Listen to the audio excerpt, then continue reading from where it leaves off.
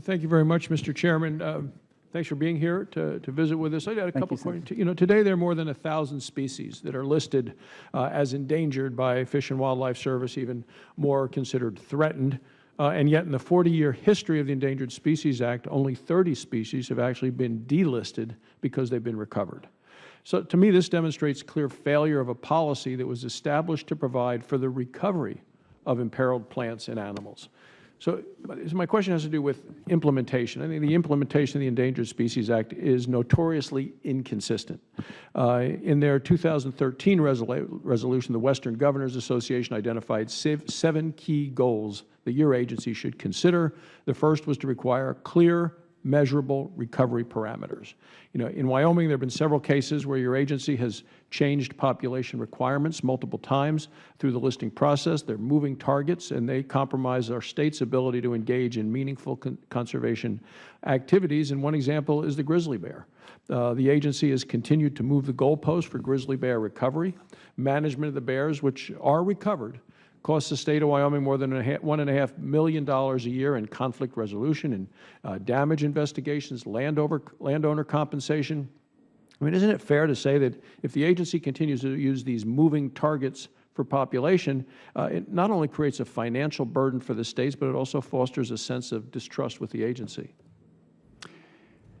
Well, it might not surprise you that we maybe have a little bit of a disagreement about whether there are moving targets, Senator. I certainly think with the grizzly bear, we have not. We have an interagency grizzly bear committee, which it has been a 20-year success story. It involves all of the states and all of the federal agencies, and they have a technical team and committee that works together to identify the recovery objectives, and we've held to those recovery objectives.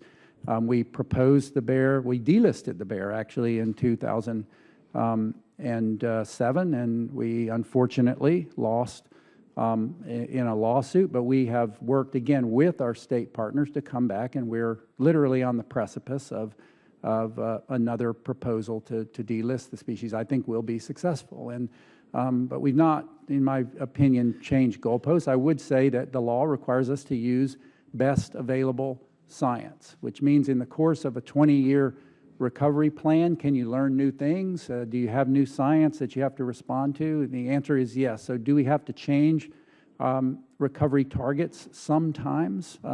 Yes, because we have an obligation to use the best available science as we make these decisions, and we learn over the course of 10 or 20 or 30 years.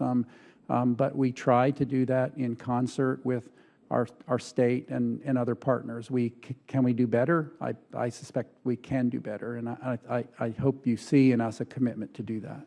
The concerns are, you testified before this committee in May that Wyoming had met every goal set by Fish and Wildlife, and it was time to delist the gray wolf. There are other recovered species that remain protected under the Endangered Species Act. So the question comes, does the management of the gray wolf and other already recovered species have the potential to distract from other more pressing species in the recovery efforts that you need to make elsewhere?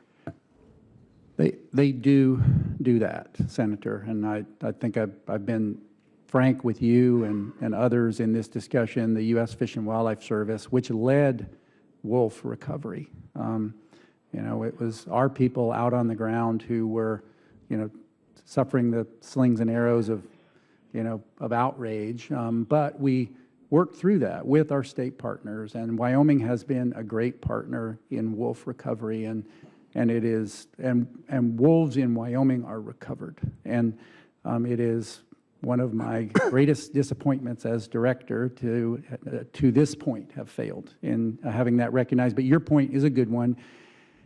We have other species that need the protections of the Endangered Species Act, that need the work of the men and women of the U.S. Fish and Wildlife Service and our partners. Wolf is not one of them. We should be working on bull trout or wolverine or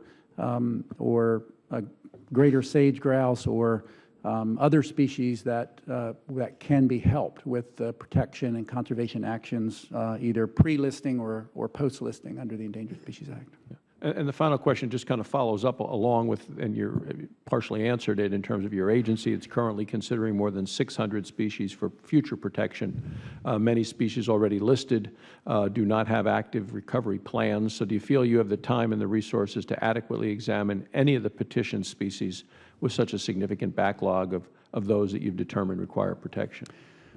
We do, Senator, and I think we negotiated a settlement agreement. It was a hard negotiation, and we negotiated the timeline for that settlement agreement knowing that the resources that we could expect to receive for our listing program. So the settlement that we negotiated extended the deadlines, the statutory deadlines. So through that settlement, we bought more time.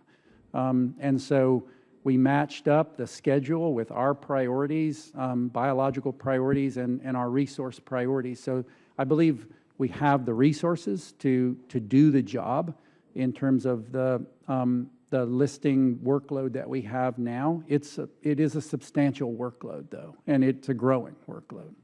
Thank you very much. Thank you, Mr. Chairman.